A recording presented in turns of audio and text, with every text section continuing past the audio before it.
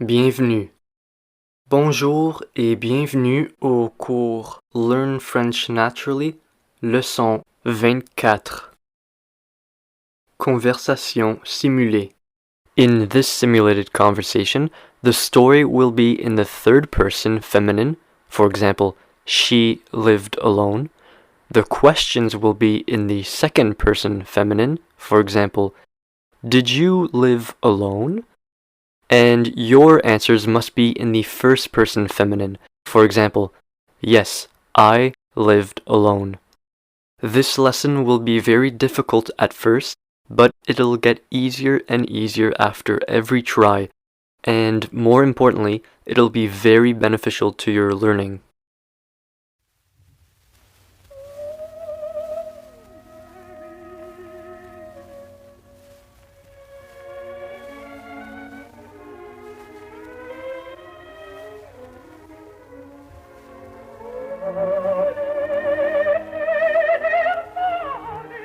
Chapitre 2. So the narrator lived alone without anyone to really talk to. La narratrice a ainsi vécu seule, sans personne avec qui parler véritablement. Pardon? As-tu vécu seul?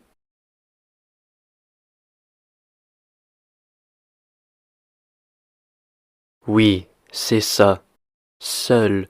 J'ai vécu seul, sans personne avec qui parler. Comment? As-tu vécu seul ou entouré d'amis or surrounded by friends?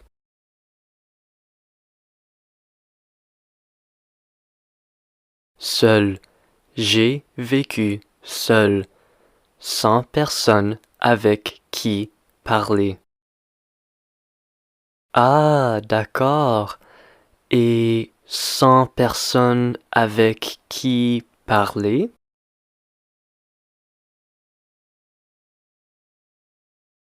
C'est ça, sans personne avec qui parler.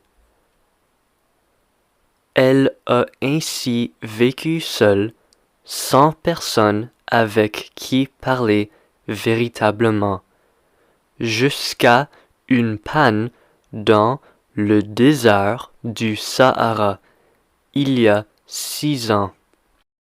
Until a breakdown in the Sahara Desert 6 years ago. Donc, tu as vécu seul jusqu'à une panne dans le désert?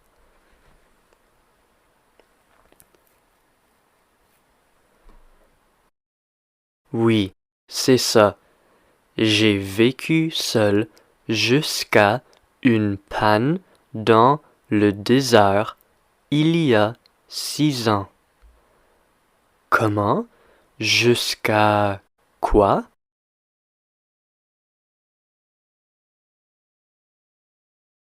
Jusqu'à une panne dans le désert il y a 6 ans. Il y a 5 ans? Non, il y a 6 ans. Something had broken in her engine. Quelque chose s'était cassé dans son moteur. Quelque chose s'était cassé où? Where?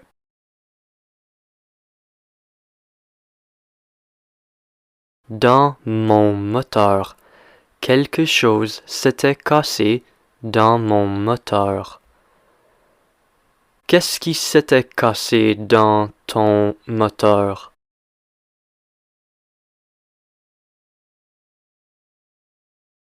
Quelque chose.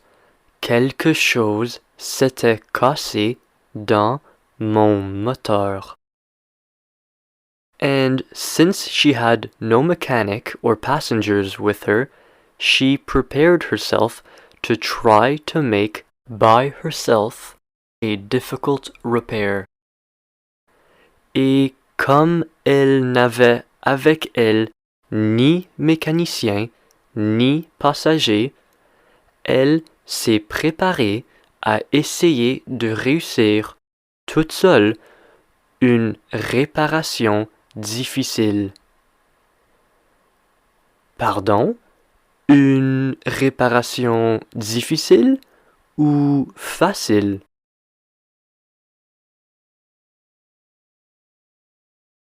Facile?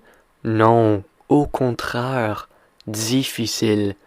Une réparation difficile. It was for her a matter of life or death. C'était pour elle une question de vie ou de mort. Pardon? C'était une question de quoi? De vie ou de mort?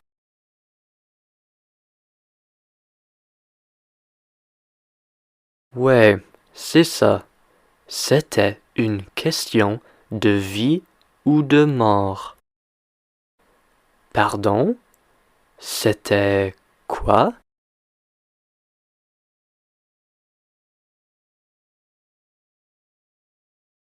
Une question de vie ou de mort.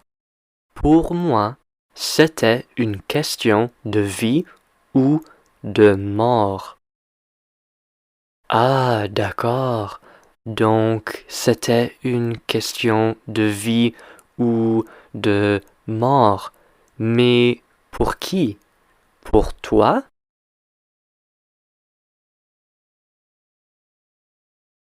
Oui, pour moi, la narratrice. C'était une question de vie ou de mort pour moi. Comment? C'était quoi? C'était une question de vie ou mort pour moi. She had hardly enough water to drink for 8 days. Elle avait à peine de l'eau à boire pour 8 jours. Pardon? T'avais à peine de l'eau à boire pour combien de jours? Pour 8 jours. J'avais à peine de l'eau à boire pour 8 jours. You can say 8 or 8. Et c'est quoi que tu avais à boire? Du jus? Juice?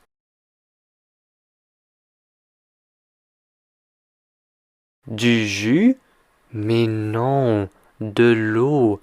J'avais à peine de l'eau à boire pour 8 jours.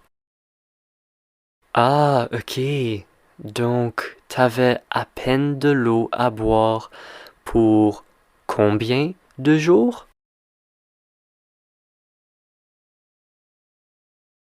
Pour 8 jours. J'avais à peine de l'eau à boire pour 8 jours. So the first night she fell asleep on the sand 1,000 miles from any inhabited land. Le premier soir, elle s'est donc endormie sur le sable à 1,000 milles de toute terre habitée. Le premier soir, est-ce que tu t'es endormi ou réveillé?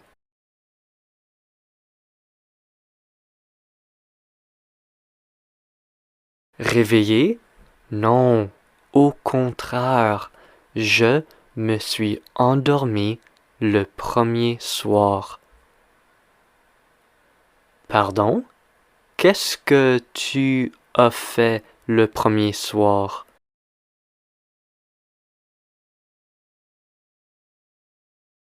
Je me suis endormi. Le premier soir, je me suis endormi sur le sable. Tu t'es endormi sur quoi? Sur le sable. Le premier soir, je me suis endormi sur le sable à 1000 milles de toute terre habitée. She was much more isolated than a castaway on a raft in the middle of the ocean.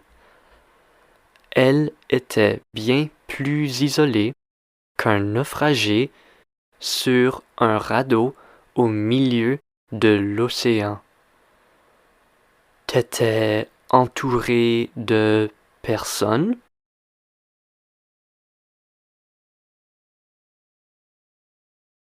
Entouré de personnes? Non, au contraire, j'étais bien plus isolé qu'un naufragé. So one can imagine her surprise at daybreak when a funny little voice woke her up. Alors, on peut imaginer sa surprise au lever du jour quand une drôle de petite voix l'a réveillée. Qu'est-ce qui t'a réveillé?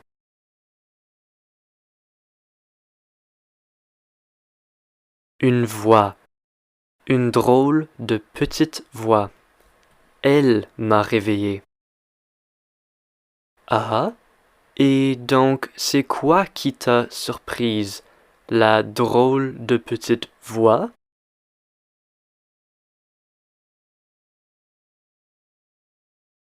Oui, c'est ça. Elle m'a surprise. La drôle de petite voix m'a surprise. La voix disait: S'il vous plaît, dessinez-moi un mouton. Please, draw me a sheep. Est-ce que la voix disait s'il vous plaît? Oui, elle disait s'il vous plaît. La voix demandait quoi? Que tu dessines quoi? Un mouton?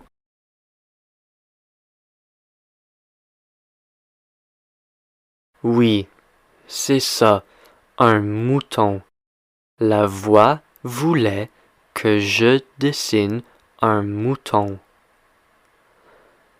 Un chien? Un chien? Non, un mouton. La voix disait: S'il vous plaît, dessinez-moi un mouton. La narratrice a répondu: Hein? Huh? Est-ce que tu as répondu? Ouais, j'ai répondu. J'ai répondu. Hein? She jumped to her feet as if she had been struck by lightning. Elle a sauté sur ses pieds comme si elle avait été frappée par la foudre. Comment as-tu sauté sur tes pieds?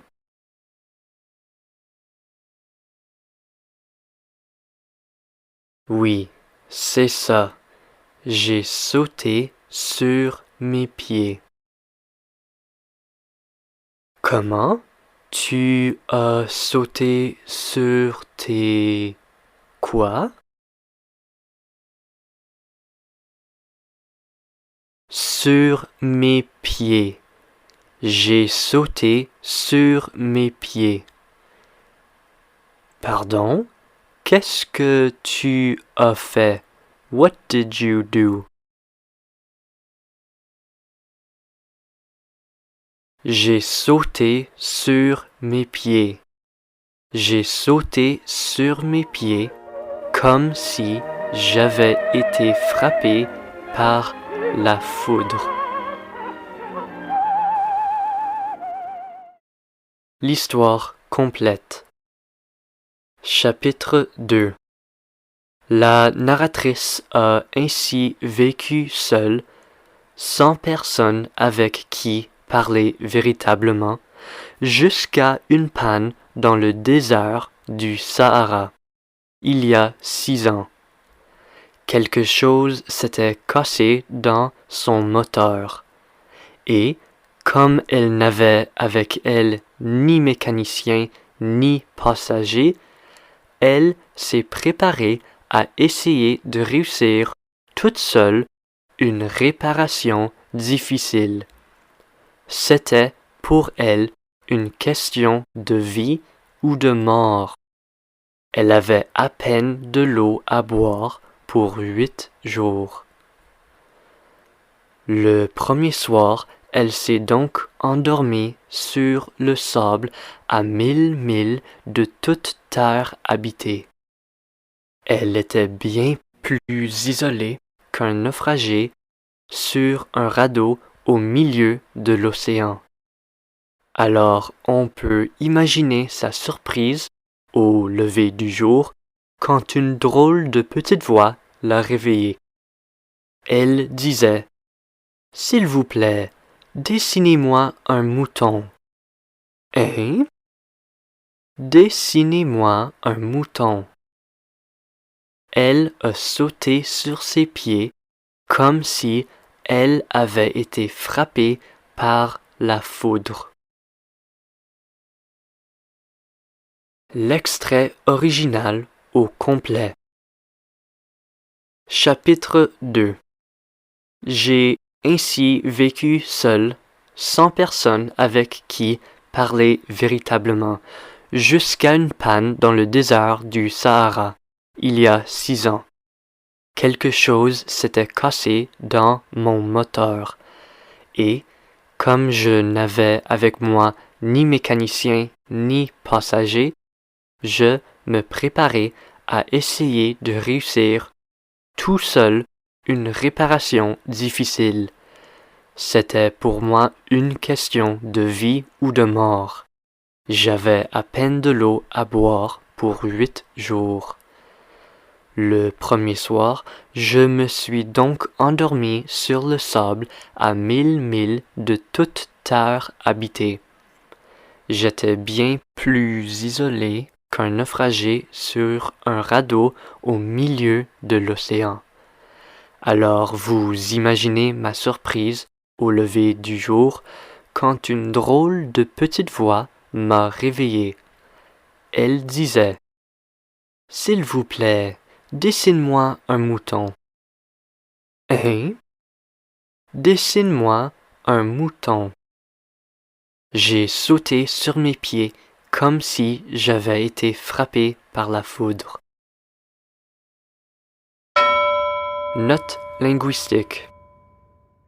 You may have noticed the use of the passé simple tense, je me préparais, in the original version. As this tense is very formal and reserved for literature, we will not practice it in the simulated conversation exercises. However, as it was the case in this lesson, you will be exposed to it in the point of view storytelling exercises. As you know by now, my approach to language learning is very fluid and pragmatic. But I couldn't resist writing a short literary analysis on Antoine de Saint-Exupéry's mixing of the passé simple and the passé composé tenses in his novel Le Petit Prince, which typically goes against the rules of French writing. Understanding why he does this will improve your understanding of the work. The article is available on the website in a French or English unilingual version or in a French-English bilingual version. Conclusion. Ceci marque la fin de la 24e leçon. N'oublie pas de la répéter jusqu'à ce que tu puisses répondre facilement. Bonne semaine.